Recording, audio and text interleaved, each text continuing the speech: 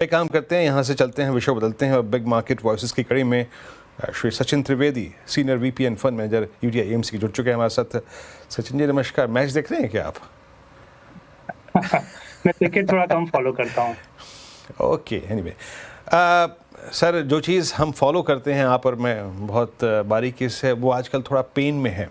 और ये अभी हम टैरिफ वॉर की बात ही कर रहे थे। मेरे ख्याल से last phase of this I think market pain entirely sponsored by this I think tariff war. आपको क्या लगता है, मैंने इंडियन मार्केट्स ने जिस प्रकार का एग्जिट झेला है, इंस्टीट्यूशनल एग्जिट, और मीनिंगफुल अभी क्या लग रहा है, बेस बनाने के मतलब बेस अभी कितना दूर है, या फिर हम बॉटम के बेहद नज़दीक है? आपकी फीलिंग क्या कह रही है?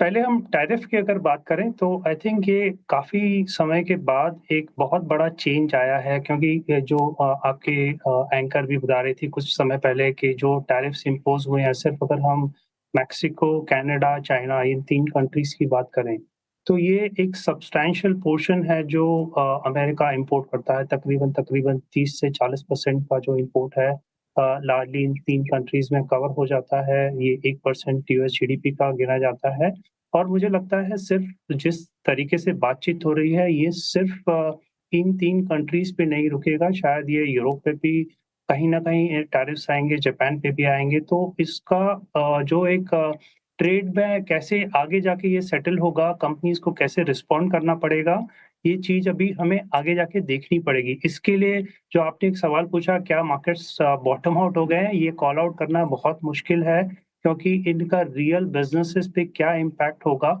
इसका असेसमेंट हमें कुछ दिनों के बाद ही पता चलेगा। तो अभी फ़िलहाल हमें ये कैसे सिचुएशन सेटल होती है, उस पे ज़्यादा ध्यान रखने की ज़रूरत है।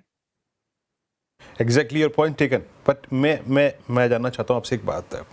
अगर आप इस बाज़ार के स्पेशली 22,800 से 22,000 तक के रिट्रेसमेंट को देखें सचिन जी, ये बहुत ही पेसी रहा, बहुत तीव्र रहा, बहुत तेज़ी से आया, और इसको स्पॉन्सर किया आईटी ने।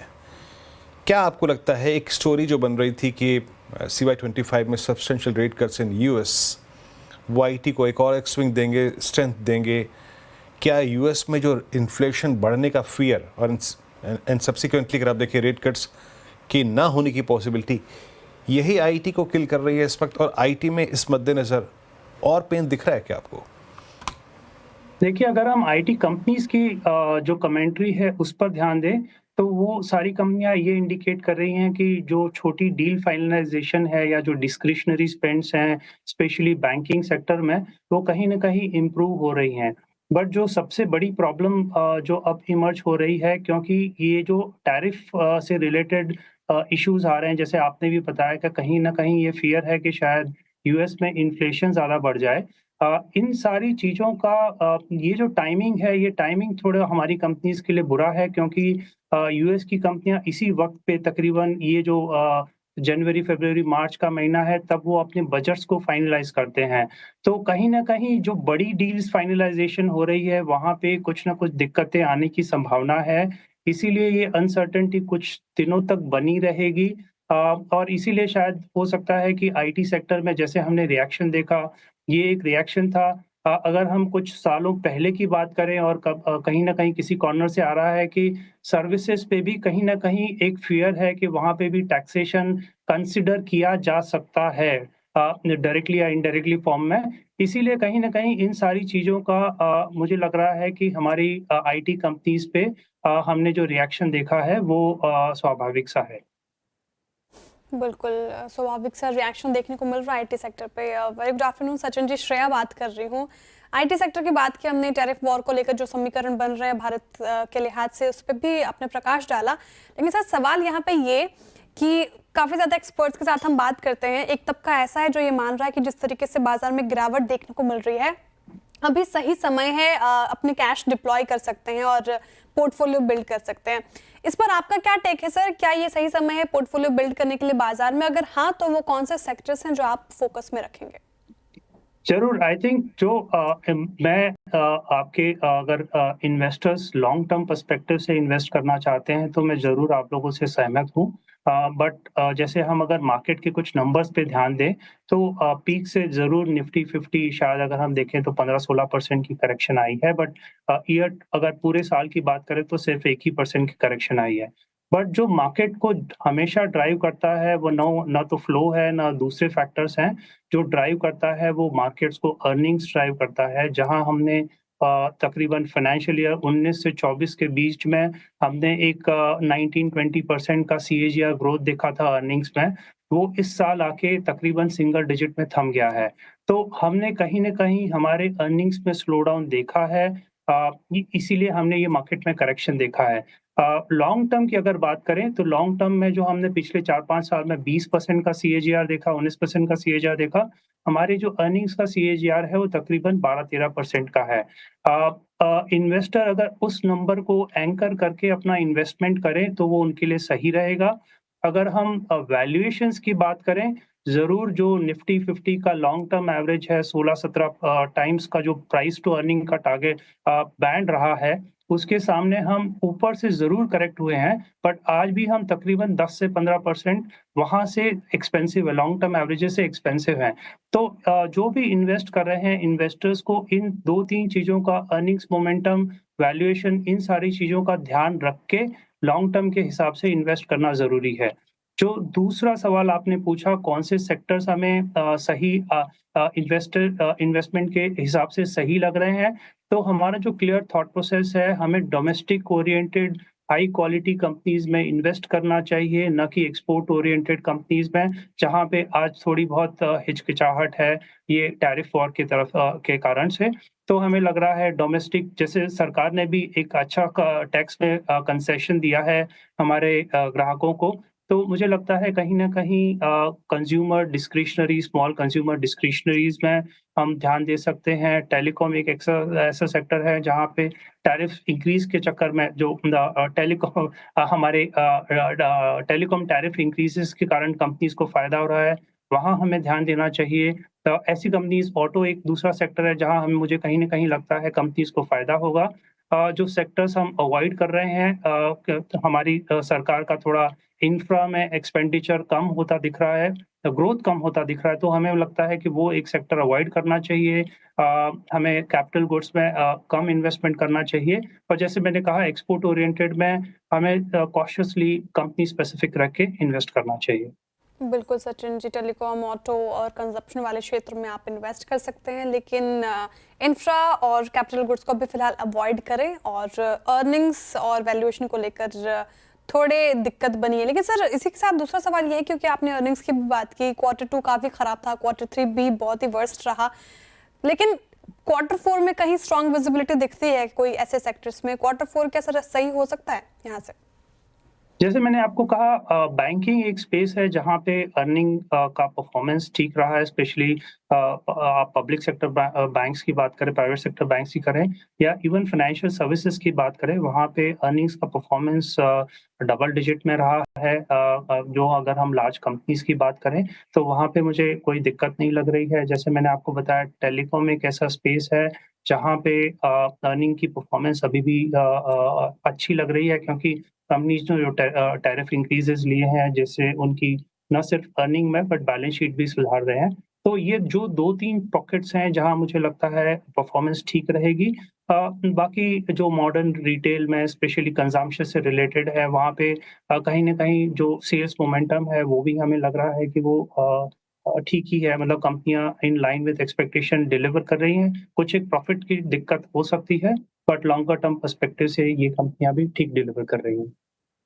ओके, अच्छा सचिन जी, अभी लास्ट 1 महीने में स्पेशली जब से ट्रंप ने अमेरिकी राष्ट्रपति पद का कार्यभार संभाला है, डिफेंस एक बार फिर से लाइमलाइट में है। I mean specially considering multiple combinations जो पूरे विश्व भर में उभर रहे हैं। हमने पिछले कई साल में एक अच्छी चीज़ ये की कि हमारे डिफेंस एक्सपोर्ट्स कैपिटलाइज कर रहे हैं। खुद की ज़रूरतें पूरी करने के साथ साथ हमने डिफेंस ऑर्डर्स काफ़ी गेन किए हैं, काफ़ी अगर आप देखें सप्लाई और मेंटेनेंस ऑर्डर्स मिले हैं। आप अब क्या डिफेंस में इंटरेस्टेड हैं इस प्राइस में? आफ्टर सब्सटेंशियल प्राइस डैमेज काफ़ी कूलिंग ऑफ हुई है स्टॉक्स में? हाँ, सिलेक्टिवली आपने जो कहा कि हमारी कंपनियां बेनिफिट कर रही हैं, स्पेशली जैसे जो हमने यूक्रेन और हम सभी ने देखा है टीवी पे कि यूक्रेन और यूएस के जैसे डिस्कशन रहे हैं। एक उसका अंदाज लग सकता है कि शायद यूरोप को अपना डिफेंस एक्सपेंडिचर सब्सटैंशियली बढ़ाना पड़ सके, क्योंकि वहाँ पे मैन्युफैक्चरिंग कैपेबिलिटी शायद लिमिटेड हो, वो कहीं न कहीं आउटसोर्स होंगी। India being may be reasonable cost provider of these equipment, Indian companies को कहीं न कहीं इन सारी चीज़ों का फ़ायदा मिल सकता है। तो जैसे आपने कहा selectively yes on the export front, और डोमेस्टिक भी ऑल्दो हाँ, जो गवर्नमेंट एलोकेशन है वो शायद कम हो रहा है, बट इंडिजिनाइज़ेशन स्पेस में जो ऑर्डर्स इनफ्लो हैं, परफॉर्मेंस है, वो काफ़ी इम्प्रूव हो चुकी है। और जैसे आपने बताया पोस्ट करेक्शन आई थिंक काफ़ी सारे स्टॉक्स हो सकता है रीज़नेबल वैल्यूएशन ज़ोन में आ चुके होंगे, तो उन्हें सिलेक्टिवली कंसिडर करना चाहिए। ओके। अच्छा, एक दो जो स्पेसेस हैं उसको और यहाँ पे मैं इस डिस्कशन में इंक्लूड कर लेता हूँ। कैपिटल गुड्स में जो प्राइस डैमेज हुआ, और मैं कैपिटल गुड्स के साथ साथ ऐड करता हूँ यहाँ पे कुछ वाइट गुड कंपनियों को भी, जो कि थोड़ा सा लाइमलाइट में है पिछले 4-5 दिन से, considering I think temperature possible in March, जो आईएमडी ने अलर्ट भी किया है। आपका व्यू कैपिटल गुड्स में, क्योंकि देखिए जो लास्ट साल गया हमारा बीता साल, वो चुनाव, उसके बाद नतीजे, काउंटिंग, उस पूरी प्रोसेस में ऑर्डर्स का कम आवंटन होना एक स्लो फेज़ होता है। बट क्या आपको लगता है कि कैपेक्स फिर इंक्रीज होगा, और उस एडवांटेज को रीगेन करने के लिए या फिर अपने पोर्टफोलियो में उसको कैप्चर करने के लिए it's time to capture capital goods now? Sir देखिए, इसमें जो हमें कुछ चीज़ों को ध्यान में रखने की ज़रूरत है, जो मार्केट हाई मल्टीपल कुछ इन कंपनीज़ को, स्पेशली मैं कैपिटल गुड्स कंपनीज़ को, और यहाँ पे मैं एसी से रिलेटेड कंपनीज़ को अलग हटा के देखता हूँ। जो कैपिटल गुड्स कंपनीज़ हैं, यहाँ पे जो हम बेसिक चीज़ पे ध्यान देते हैं, रेट ऑफ ग्रोथ। अगर कहीं न कहीं ये रेट ऑफ ग्रोथ में कहीं दिक्कत आनी शुरू हुई, तो बिकॉज़ इस स्पेस में जो कैपिटल गुड्स स्पेस है, यहाँ पे कंपनियों के लिए कैपेसिटी बाँधना बहुत आसान होता है। 1 डेढ़ साल में आपकी कैपेसिटीज़ आनी शुरू हो जाएँगी, और अगर रेट ऑफ ग्रोथ या रेट ऑफ डिमांड कहीं न कहीं स्लो डाउन होती है, तो यहाँ पे जो आपने पिछले 4-5 साल में मार्जिन इम्प्रूवमेंट देखा था, वो मार्जिन कोलैप्स होना भी शुरू हो सकता है। इसीलिए मुझे लगता है कि उस स्पेस में आपको अभी भी rate of growth in demand वहाँ पे ध्यान देने की ज़रूरत है। कहीं न कहीं अगर गवर्नमेंट एक्सपेंडिचर्स कम होता है, मुझे लगता है कि इन कंपनीज़ में रेट ऑफ ग्रोथ स्पेस में कम होगा, क्योंकि कैपेसिटी कैच अप करेगी। तो मुझे लगता है यहाँ पे शायद आज भी जो आप वैल्यूएशन दे रहे हैं, कहीं न कहीं हमें थोड़ा कॉशियस रहने की ज़रूरत है। जो आपने दूसरा स्पेस बात करी, एसी स्पेस की बात करी, ऑफ कोर्स हमने फ़रवरी महीने में ही देखा है कि टेम्परेचर बहुत ज़्यादा इंक्रीज़ हुए हैं। ईयर ऑन ईयर हमने इंडिया में देखा है कि टेम्परेचर कंटिन्यूअसली इंक्रीज़ हो रहे हैं। तो यहाँ मुझे लगता है कि डिमांड मोमेंटम रहेगा आज भी एसी स्पेस में। इंडिया का पेनिट्रेशन सिर्फ 17% है, उस नंबर के तकरीबन है। तो यहाँ पे मुझे लगता है ग्रोथ और भी इम्प्रूव हो सकती है। ऑफ कोर्स जो हमें ध्यान रखने की, कंपनी स्पेसिफिक लेवल पे ध्यान रखने की ज़रूरत है, किन कंपनीज़ का सप्लाई चेन सॉर्टेड है और किन कंपनीज़ को शायद दिक्कत आ सकती है। तो बारिंग दिस स्पेस ठीक है, बट कंपनी स्पेसिफिक रहने की ज़रूरत है एसी ऐसे स्पेस में। स्पेस ठीक है, लेकिन स्टॉक स्पेसिफिक और कंपनी स्पेसिफिक अप्रोच बनाकर रखें फिलहाल। लेकिन सचिन जी, एक और स्पेस की बात कर रही हूँ, बहुत ज़्यादा लाइमलाइट में भी है, ट्रेंडिंग है, बजिंग है, सभी के पोर्टफोलियो में इनफैक्ट शामिल भी होगा और आज तेज़ी भी देखने को मिल रही है। कोई कॉमर्स स्पेस की बात कर रही हूँ, स्विगी, जोमेटो, आज अच्छी तेज़ी और काफ़ी ज़्यादा डिमांड इस पर्टिकुलर सेक्टर में बढ़ता जा रहा है। कॉम्पिटिशन देखिए आप, अमेजॉन भी अब रोल आउट कर रही है, स्विगी का इंस्टामार्ट है, साथ ही जोमेटो का ब्लिंकिट है, जेप्टो भी अब लिस्ट होने की तैयारी में है। इस स्पेस को कैसे देख रहे हैं आप? क्या आपका रुझान इस स्पेस को लेकर है क्या? तो जैसे मैंने आपको बताया कि मैं कंपनी स्पेसिफिक यहाँ बात नहीं करूँगा, बट अगर मैं स्पेस की बात करूँ तो यस, ये जो क्विक कॉमर्स स्पेस है, जो पहले हमने देखा कि फूड डिलीवरी में एक अच्छा-सा कंसोलिडेशन हुआ और तकरीबन 2 या 3 कंपनियों ने पूरे स्पेस को मोटा-मोटा कैप्चर कर लिया। जो एक एक्सपेक्टेशन है क्विक कॉमर्स में कि अगले 1-2 साल में कहीं न कहीं हमें इस स्पेस में कंसोलिडेशन शायद दिखे, मे नॉट बी 2 कंपनियाँ बट शायद 3-4 कंपनियों की स्पेस हो। बट जो आज की तारीख में जो हम सब नज़रें लगा के बैठे हैं कि कंपनी कितना रैपिडली एक्सपैंड कर रही हैं और जो उनके मैच्योर स्टोर्स हैं, वहाँ पे प्रॉफिटेबिलिटी कैसे पैन आउट कर रही है। तो मुझे लग रहा है कि आज काफ़ी सारी कंपनियाँ इस स्पेस में पार्टिसिपेट करने की कोशिश कर रही हैं, पर जैसे हमने फूड डिलीवरी में देखा, धीरे-धीरे स्पेस कंसोलिडेट हुआ और कंपनियों ने अपना प्रॉफिटेबिलिटी को इम्प्रूव किया। तो मुझे लग रहा है ये भी एक इंटरेस्टिंग स्पेस है, हमें यहाँ ध्यान देने की ज़रूरत है और पास्ट परफॉर्मेंस देख के मुझे लग रहा है कि अगर इस स्पेस में हम इन्वेस्ट कर सकते हैं। बहुत बहुत शुक्रिया सर, आप इस कार्यक्रम में शामिल हुए और सभी सेक्टर्स पे अपनी राय आपने खुल के रखी इस मंच पे और बहुत अच्छा लगा। मेरे ख्याल से मेरी आपसे आज पहली बार बातचीत हुई, बट आपके बहुत विचार सुन के अच्छा लगा। बिल्कुल क्लियर थॉट्स, क्लियर एज मतलब बहुत, अगर आप देखें अच्छे से विचार थे आपके, क्लियर व्यू। शुक्रिया, इस कार्यक्रम में आप शामिल हुए और जल्दी निकट भविष्य में आपसे मुलाकात हुई, फिर बात होगी।